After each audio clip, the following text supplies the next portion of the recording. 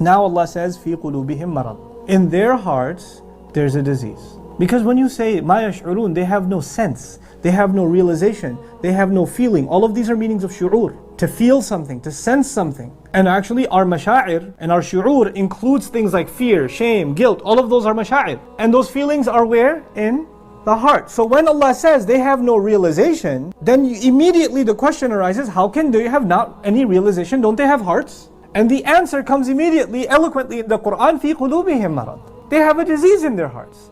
When you have a disease in your heart, like for example, some people have a disease and their senses die out in some parts of their skin. There are people who have had kind of surgeries in some part of their bodies, they can touch it, poke it, I don't feel anything. This is مَا يَشْعُرُونَ. Allah says, فِي قُلُوبِهِمْ مَرَضٌ. In their hearts there's a disease. The first disease is that which keeps them from realizing anything.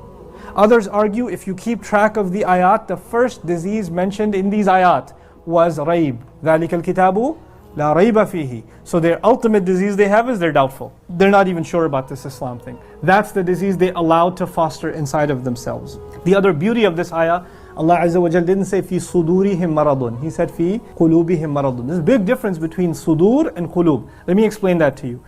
I think most of you know Surah An-Nas. الَّذِي يُوَسْوِسُ فِي صُدُورِ النَّاسِ. We don't say الَّذِي يُوَسْوِسُ فِي قُلُوبِ النَّاسِ. If it said قُلُوبِ النَّاسِ, you would have translated the one who whispers in the hearts of people. That's not what it says. It says the one who whispers in the chests of people. Now there's a difference between the heart and the chest. The chest is actually a dharf, it's a place. The treasure inside this place is the heart. Shaitan has access not to your heart. Shaitan has access to your chest. Think of the heart as your home. And think of the chest as the fence around your home, the front porch, the backyard. Shaitan has access to your property, but he can't walk in until you open the door. The heart is your home, and that's locked. You can't let him in. But he will come and knock. Hey, you want to listen to something? Hey, I got something for you. Our job is to sense when Shaitan is knocking on our hearts. Because he's close, he's in the chest. He is in the chest. And he will whisper in the chest. And when someone's knocking on the outside, can it be heard inside? Yeah. And the thing is, sometimes when people knock, you can shoo them away, and sometimes people knock and what happens? You open the door. If you open the door enough times, he moves in. And when an outsider moves in, they start redecorating the place. You understand that, right? And so what happens is, if you don't let him in, you have your own sense of what is beautiful. You have your own sense of what is good and what is not. Which colors are nice, what furniture is nice. But when you let the intruder move in, you come one day and the walls are pink and the furniture is green. And all the plates are purple. And what just happened here? Well, this is my taste. This is what I like. He's turned the kitchen into a living room and the bathroom into a guest room, and you're like, what is going on here?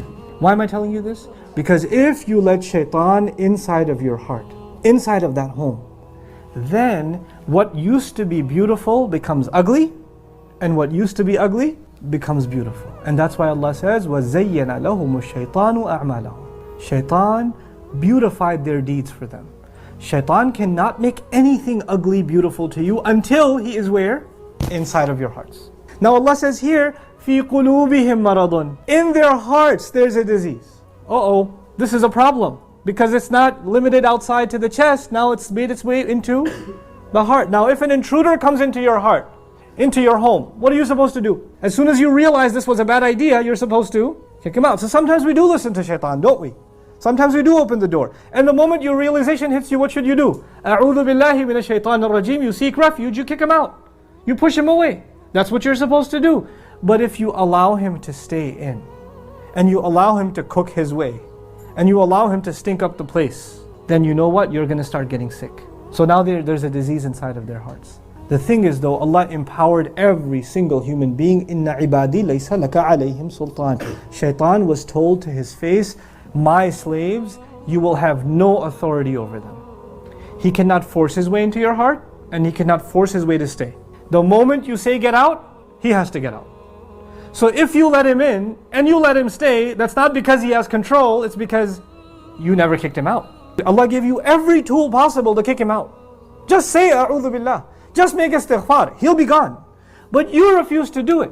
And when you refuse to do it, Allah says, fine, have it your way. I'll let you keep going. فَزَادَهُمُ اللَّهُ مَرَضًا. Allah let them increase in their disease. You want to listen to shaitan? Go ahead, listen some more.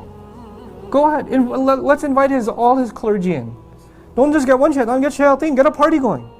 Let them all in, and let them do so much damage inside of your heart that even in the month of Ramadan, when the shayateen, what happens to them? They're chained. They've done such a redecoration inside of you that you're operating as though he's still there. He's autopilot. Shaitan's not there, but you're doing his work anyway. Because they're shayateen al-insi wal-jinn. You ever wonder why Allah says they're shayateen, they're devils of the human beings and the jinn? They're devils that are jinn, obviously. But how can devils be human? You know the human beings who let shaitan inside and let him stay for a long time? They become them. They convert. They just become shayateen. Subhanallah.